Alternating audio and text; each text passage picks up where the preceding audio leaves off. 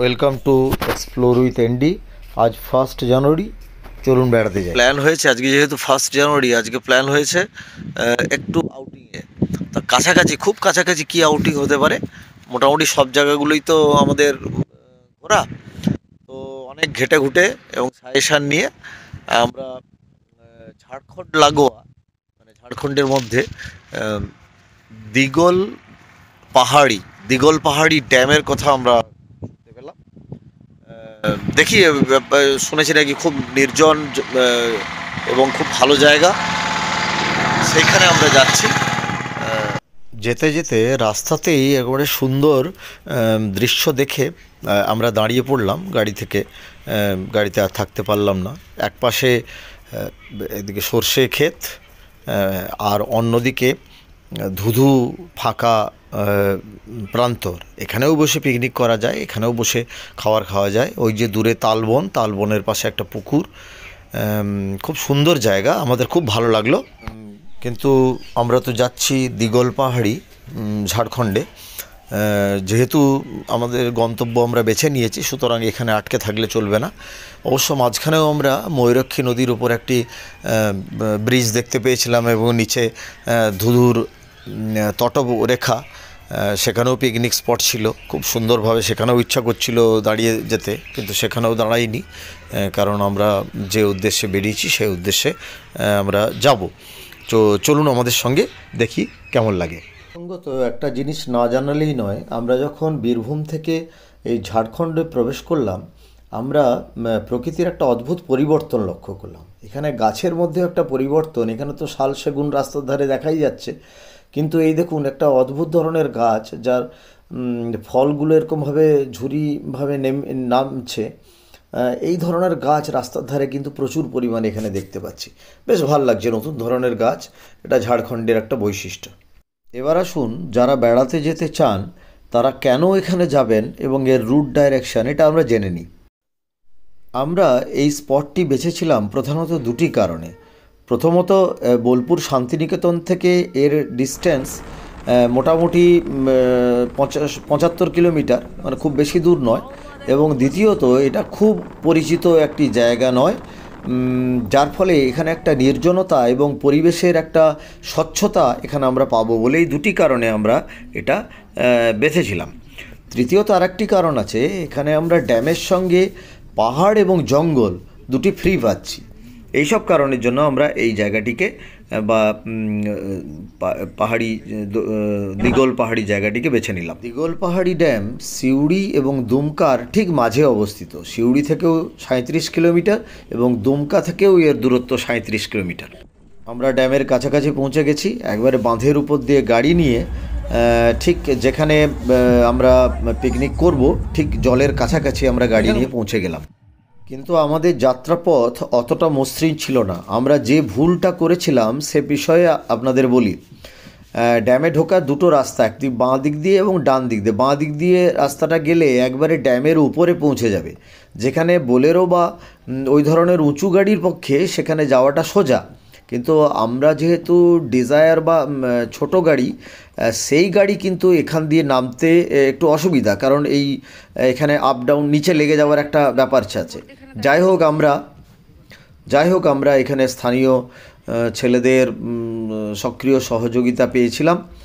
তারা এই পাশ থেকে পাথর টাথর এনে রাস্তাটাকে সমান করলো, এবং তাদেরই একজন ভালো ড্রাইভার, সে কিন্তু আমার গাড়িটাকে এই সুন্দর সেই পাথরের উপর দিয়ে সুন্দরভাবে এইভাবে করলো। আপনারা যখন যদি গাড়ি নিয়ে আসেন, নিজস্ব গাড়ি এবং ছোট গাড়ি নিয়ে যদি আসেন, তাহলে বলবো আপনারা এই ড্যামের ওপর দিয়ে না গিয়ে ডান দিক দিয়ে একটা রাস্তা আছে, যেটা সোজাসুজি একদম ড্যামের নিচের দিকে পৌঁছাচ্ছে, সেই দিকে কিন্তু আপনারা যাবেন।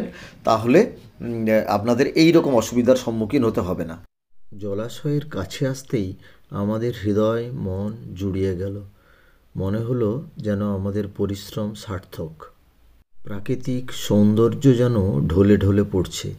একদিকে পাহাড়ের সারি, অন্যদিকে সুদীর্ঘ নীল জলরাশি, সঙ্গে মৃদুমন্দ বাতাস এবং পাখির ডাক। আমরা যেন পরিপূর্ণ হয়ে গেলাম। জলাশয়ের কাছে আসতেই জলরাশির কুলুকুলু ধ্বনি আমাদের মনে পড়িয়ে দিল সেই বাউলি লেকের কথা। বম্বে যাওয়ার পথে আমরা সেখানে বিশ্রাম নিয়েছিলাম। যাই হোক, গাড়িটিকে আমরা জলাশয়ের একেবারে কাছাকাছি এনে পার্ক করলাম। উন্মুক্ত প্রকৃতি যেন তার সমস্ত সৌন্দর্য নিয়ে আমাদের কাছে ধরা দিল। এরপর হাঁটা পথে আমরা রওনা দিলাম এই জলাশয়টি প্রদক্ষিণ করার জন্য। উল্টো দিকে এসে সেখান থেকে আমাদের তীর, অর্থাৎ যেখানে আমাদের গাড়ি দাঁড়িয়ে আছে, সেটি আমরা দেখতে পেলাম। এইভাবে কখন যেন ঘন্টার পর ঘন্টা সময় চলে গেল। এটি প্রকৃতপক্ষে কয়েকটি পাহাড়ে ঘেরা একটি ইরিগেশন ড্যাম, অর্থাৎ কৃত্রিমভাবে জলাশয় তৈরি করে সেচ ব্যবস্থাটাকে উন্নতিকে চাষবাসের সুবিধার জন্য এটিকে করা হয়েছে। পাশের ঘন জঙ্গল পরিবেশটিকে আরও মোহময়ী করে তুলেছে। কখন যে খাবার সময় হয়ে গেছে বুঝতে পারলাম না। যাই হোক, আমরা বাড়ি থেকে খাবার নিয়ে এসেছিলাম। আমাদের মেনুটি মোটামুটি এরকমই ছিল: আলু ভাজা, মাছের তরকারি, পনির, চাটনি, ওদিকে ডাল, ফুলকপির তরকারি, লুচি, ফ্রাইড রাইস, আর তার সঙ্গে আপেল। সব এখানে আমাদের মেনু। যারা আমার ভিডিও দেখেন তারা নিশ্চয়ই জানেন যে আমরা সাধারণত এইভাবেই ফ্যামিলি পিকনিক করে থাকি। বাড়ি থেকে রান্না করে নিয়ে গিয়ে ওখানে বসে আমরা এনজয় করি। গত বছর আমরা এইভাবে শুশুনিয়াতেও গিয়েছিলাম, আপনারা নিশ্চয়ই সেই ভিডিও দেখেছেন। যাই হোক, সন্ধ্যা হয়ে আসছে, অনেক দূর যেতে হবে, ঘন্টা দুয়েকের রাস্তা, বোলপুর শান্তিনিকেতন। আমরা লেককে বিদায় জানালাম এবং বাড়ির উদ্দেশ্যে রওনা দিলাম। আমাদের এই ছোট্ট আউটিং অনেক কারণে আমাদের মনে ছাপ ছেড়ে গেল।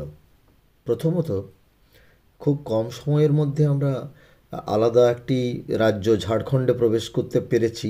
এই রুটটা আমাদের আগে জানা ছিল না। আরে এখানে জল কম ছিল বাপি, এখানে তো নামতে পারছি, তারপর যদি এখানে নামিয়ে তোর নামবি। এখানে অনেক ড্যাম, এখানে কত বালি আছে আর জল আছে, মাছও ধরতে পারবেন জলে। বেশ, আসার সময় আসার দেগল বাড়ি যদি ভালো না লাগে। দ্বিতীয়ত, আমাদের আসা যাওয়ার পথে এমন বেশ কিছু জায়গা আমরা দেখলাম যেগুলোও কিন্তু পিকনিক স্পট হিসেবে আমরা পরবর্তীকালে ব্যবহার করতে পারি। অর্থাৎ বেশ কিছু নতুন জায়গা আমরা এক্সপ্লোর করলাম। এটাই তো আমাদের চ্যানেলের উদ্দেশ্য। সেই জন্যই তো আমরা আমাদের চ্যানেলের নাম রেখেছি এক্সপ্লোর উইথ এনডি।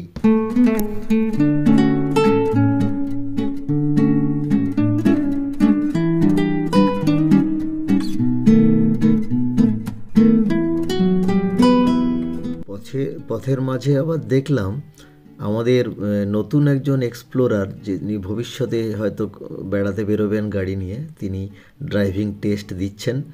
সেটা দেখেও আমাদের আগের কথা মনে পড়ে গেল।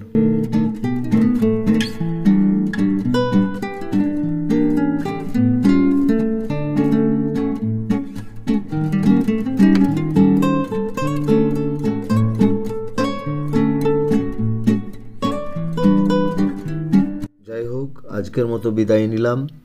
আবার খুব তাড়াতাড়ি আপনাদের সঙ্গে দেখা হবে নতুন কোনো এক্সপ্লোর, নতুন কোনো জায়গার ভিডিও নিয়ে। আপনারা সঙ্গে থাকুন। ভালো লাগলে কমেন্ট করে অবশ্যই জানান। ঈগল পাহাড়ির কোনো অভিজ্ঞতা থাকলে সেটিও জানান। নতুন কোনো জায়গা যেটা আমার দেখা উচিত সেটাকেও আমাদের জানান।